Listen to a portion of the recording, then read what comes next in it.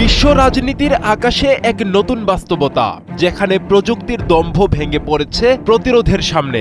Israel আমেরিকার যৌথ আকাশ আগ্রাসনের লক্ষ্য ছিল ইরানকে নতজানু করা। সেই অভিযানই আজ পরিণত হয়েছে ইসরায়েল আমেরিকার কৌশলগত পরাজয়ের প্রতীকে। মাত্র 40 দিনের সংঘাতে ইসরায়েল আমেরিকার 170টিরও বেশি অত্যাধুনিক ড্রোন ভূপাতিত করেছে ইরান। প্রশ্ন উঠছে, এটা কি শুধু প্রতিরক্ষা সাফল্য, নাকি আধুনিক যুদ্ধনীতির এক মৌলিক পরিবর্তনের সূচনা? গেল 28 ফেব্রুয়ারি শুরু হয় ইসরায়েল আমেরিকার যৌথ আকাশ অভিযান। লক্ষ্য ইরানের প্রতিরক্ষা ব্যবস্থা ভেঙে ফেলা। শত শত ড্রোন ও যুদ্ধবিমান দিয়ে চালানো হয় একের পর এক হামলা। কৌশল ছিল ড্রোন দিয়ে প্রথমে প্রতিরক্ষা দুর্বল করা, তারপর বড় আঘাত। কিন্তু এখানেই ঘটে হিসাবের ভুল। ইরান দীর্ঘদিন ধরে নিষেধাজ্ঞার মধ্যে থেকেও নিজস্ব প্রযুক্তির ওপর ভর করে গড়ে তুলেছে এক শক্তিশালী প্রতিরক্ষা বলয়। সেই বলয়ই হয়ে ওঠে এই যুদ্ধে সবচেয়ে বড় চমক। টানা 40 দিনের সংঘাতে ইসরায়েল আমেরিকার 170টিরও বেশি শক্তিশালী ড্রোন ধ্বংস করেছে ইরান, যার মধ্যে রয়েছে 24টি MQ-9 রিপার, প্রায় 20টি হারমেস 900, একটি MQ-C ট্রাইটন এবং একাধিক হেরন টিপি। মার্কিন বাহিনীর সবচেয়ে নির্ভরযোগ্য ড্রোন MQ-9 রিপার, যার প্রতিটির মূল্য প্রায় $30 মিলিয়ন, আর MQ-4C ট্রাইটন ড্রোনের দাম প্রায় $618 মিলিয়ন। অর্থাৎ শুধু প্রযুক্তি নয়, অর্থনৈতিকভাবেও বড় ধাক্কা খেয়েছে ওয়াশিংটন। আঘাত এসেছে কৌশলগতভাবেও, কারণ এই ড্রোনগুলোই ছিল নজরদারি ও টার্গেটিং এর মূল ভিত্তি।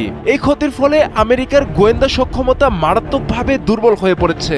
ইসরায়েলের ক্ষেত্রে ক্ষতি আরও গুরুতর। হারমেস 900, যা দীর্ঘ সময় আকাশে থেকে নজরদারি চালায়, সেই ড্রোনই হয়ে উঠেছে ইরানের সবচেয়ে বড় টার্গেট। ইরানের দাবি, হারমেস 900 সিরিজের বড় অংশই ধ্বংস হয়েছে। শুধু ধ্বংস নয়, একটি হারমেস 900 ড্রোন প্রায় অক্ষত অবস্থায় উদ্ধার করেছে ইরান। এতে করে ইরানের হাতে চলে এসেছে ইসরায়েলি প্রযুক্তির গুরুত্বপূর্ণ গোপন তথ্য। এখন প্রশ্ন হলো, কিভাবে সম্ভব হলো এই প্রতিরোধ? এর মূলে রয়েছে ইরানের বহুস্তর আকাশ প্রতিরক্ষা ব্যবস্থা। ইরানের প্রতিরক্ষা ঢালের মধ্যে রয়েছে খোরদাদ 3, যা 75 কিলোমিটার দূর পর্যন্ত লক্ষ্যবস্তুতে আঘাত করতে পারে। আরও রয়েছে দীর্ঘপাল্লার প্রতিরক্ষা ঢাল বাভার 373। এছাড়াও রয়েছে মাজিদ সিস্টেম, যা ইনফ্রারেড প্রযুক্তিতে লক্ষ্য শনাক্ত ও ধ্বংস করতে পারে। এর সঙ্গে যুক্ত হয়েছে ইলেকট্রনিক জ্যামিং ও সাইবার ওয়ারফেয়ার। ফলে শুধু মিসাইল নয়, ড্রোনগুলোকে অন্ধ, বিভ্রান্ত, এমনকি নিয়ন্ত্রণহীন করে দেওয়াও সম্ভব হয়েছে। এই সমন্বিত কৌশলই তৈরি করেছে একটি অপ্রবেশযোগ্য আকাশ প্রতিরক্ষা বলয়, যেখানে নিরাপদ নয় উন্নত ড্রোনও। এই যুদ্ধ দেখিয়ে দিয়েছে ইসরায়েল আমেরিকার শক্তিশালী ড্রোন আর ঝুঁকিমুক্ত অস্ত্র নয়, বরং সঠিক প্রতিরক্ষার সামনে এগুলো সহজেই ধ্বংসযোগ্য। এখন ইসরায়েল আমেরিকা দুই দেশই বাধ্য হয়েছে তাদের যুদ্ধনীতি নতুন করে ভাবতে, কারণ ক্ষয়ক্ষতির এই হার দীর্ঘমেয়াদে টেকসই নয়।